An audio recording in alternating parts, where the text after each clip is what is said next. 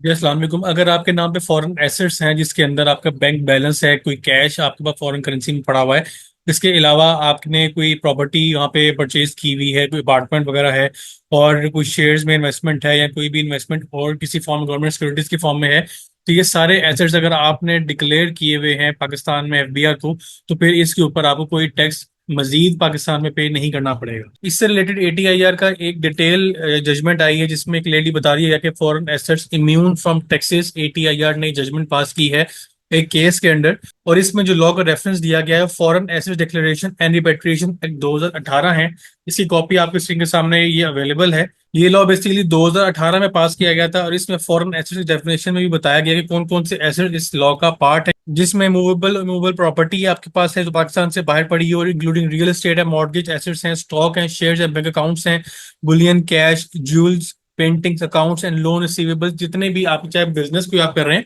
उसमें आपका जितने पैसे आपने उधार दिए हुए हैं या आपने कोई क्रेडिट सेल की हुई है, वो सारे पैसे भी आपके फॉरेन एसेट्स में शामिल होते हैं। इसके ऊपर पाकिस्तान में अगर आपने डिक्लेयर किया हुआ है, उसको टैक्स पे किया हुआ है, टैक्स की अमाउंट क्या है वो नीचे इस टेबल में बताई हुई कि अगर आपके पास लिक्विड एसेट्स हैं नॉट रिपेट्रिएटेड, इसका मतलब है कि आपके पास कोई बैंक बैलेंस है या कोई शेयर्स की फॉर्म में इन्वेस्टमेंट पड़ी हुई है, उसको पाकिस्तान में आपने ट्रांसफर नहीं किया, वहीं पर रखा हुआ है, तो फिर आपको उस पर 5% का टैक्स देना है। इमूवेबल एसेट आउटसाइड पाकिस्तान, तो उस पर आपको 3% का टैक्स देना है उसकी फेयर मार्केट वैल्यू के ऊपर। इसके अलावा अगर आपने कोई अपनी इन्वेस्टमेंट पाकिस्तान में ट्रांसफर कर ली है और आपने उसको यूएस डॉलर्स के अंदर पाकिस्तान में इन्वेस्ट किया है, तो फिर उस पे आपको 2% का टैक्स देना है। और अगर आपके पास जो बैंक बैलेंस था वो आपने पाकिस्तान में ट्रांसफर कर लिया है, तो फिर उस पे भी आपका 2% टैक्स बनेगा। अगर आप पाकिस्तान ट्रांसफर नहीं करते तो फिर इस वैल्यू पे 5% का टैक्स है। ये टैक्स आपने अगर पे कर दिया हुआ है तो फिर आपको मजीद टैक्स पे करने की जरूरत नहीं है। यहाँ पे क्लियरली मेंशन कर दिया गया है कि tax paid under amnesty scheme are immune from imposition of taxes under any law of the timing in force in 2018 और enacted subsequently which include CVT act 2022। Basically जब हम लोग अपने कोई रिटर्न फाइल करते हैं तो उसमें हम एक कॉलम आ रहा होता है वेस्ट स्टेटमेंट में, इसमें आप अपने टोटल एसेट्स दिखाते हैं, उसके साथ साथ आपके पास एसेट्स आउटसाइड पाकिस्तान भी वहां पे आ रहे होते हैं, या आपकी स्टेटमेंट में डिटेल जाती है। उसके बाद आपके पास आ जाता है data total assets of individual, यहाँ पे इन पाकिस्तान, ये आपका होता है आउटसाइड पाकिस्तान, और ये आप पे टोटल एसेट्स आ जाते हैं अगर यहाँ पे आपने डिक्लेयर किया हुआ है। और इसके अलावा 2018 का जो एक्ट है फॉरेन एसेट्स डिक्लेरेशन से रिलेटेड, उस एक्ट के अंडर आपने अपने एसेट्स को डिक्लेयर किया हुआ है और उसके ऊपर जितना टैक्स था वो पे किया हुआ है, तो फिर आपको मजीद टैक्स पाकिस्तान में पे करना नहीं पड़ेगा। बेसिकली यहाँ पे जो ऑर्डर पास किया गया ये एक केस था सीवीटी एक्ट से रिलेटेड, जो सीवीटी एक्ट 2022 में इंट्रोड्यूस करवाया गया था, और इसमें जितने भी पाकिस्तान से बाहर फॉरेन एसेट्स रखे जाते हैं उसके ऊपर आपको एक सीवीटी कैपिटल वैल्यू टैक्स पे करना पड़ता है based on the market value, जो उस प्रॉपर्टी की वैल्यू होती है। लेकिन उसमें साथ ये एग्जेम्पशन अवेलेबल है कि अगर जो फॉरेन एसेट्स आपने अगर डिक्लेयर किए हुए हैं किसी एमनेस्टी स्कीम के अंडर पाकिस्तान में और उसमें आपने उसमें टैक्स पे किया हुआ है, तो फिर आपको मजीद उस पर टैक्स नहीं पे करना पड़ेगा। एग्जेम्पशन अवेलेबल है इसके अंदर।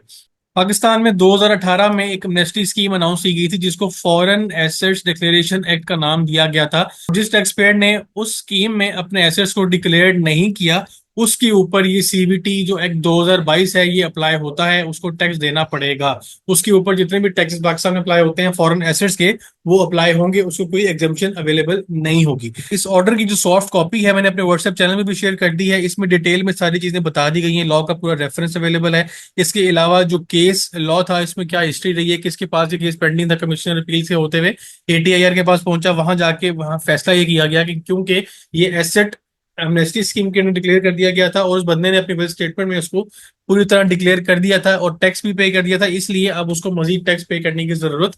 नहीं है। काफी बड़ा फैसला एटीआईआर का, एक प्रेसिडेंट सेट हो गया कि जितने भी फॉरेन एसेट्स हैं वो किसी एमनेस्टी स्कीम में अगर क्लियर कर दिए जाएंगे तो फ्यूचर में जाके उस पर किसी किस्म का मजीद टैक्स या सीवीटी अप्लाई नहीं होगी। इंशाल्लाह नेक्स्ट वीडियो में टॉपिक पर डिस्कशन होगी। अपने ध्यान रखिएगा। अल्लाह हाफिज़। सर मैंने अपने व्हाट्सएप पे चैनल बनाया है सीए पैकेज शेख के नाम से, इसमें जितने भी रिसेंट अपडेट्स हैं वो आपको एक्सक्लूसिवली यहाँ पे अवेलेबल होंगी, रियल टाइम पे आपसे शेयर की जाएंगी। उसके बाद वीडियो में जो भी मैं डिस्कशन करता हूँ उसको मैं पहले ही ग्रुप में बता दूंगा इंशाल्लाह कि जो आज हम डिस्कशन करेंगे वो किस टॉपिक के ऊपर होगी। उसके अलावा जो भी नई अपडेट्स आएंगी वो इस चैनल के ऊपर आपको उसके लिंक्स या डॉक्यूमेंट्स आपको अवेलेबल होंगे। तो आपसे रिक्वेस्ट है, मैंने लिंक इस चैनल का डिस्क्रिप्शन में ऐड कर दिया, आप उसको जाकर फॉलो करें ताकि आप रिसेंट अपडेट्स के साथ इन टाइम अपडेटेड रहें।